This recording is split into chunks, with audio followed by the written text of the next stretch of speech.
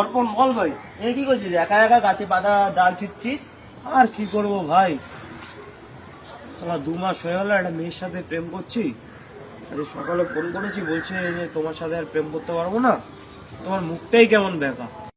শোনা গো, আমার খুব কষ্ট যে বলো। সত্যি তো, মুখটা কেমন বেঁকা। আর কি করবো, এর জন্যই মন মেজাজটা ঠিক নেই। কি হয়েছে ভাই? আমি আছি, অন্য বন্ধু বান্ধবও আছে। সত্যি সত্যি। মানে সাইডে চ মারতে দিন।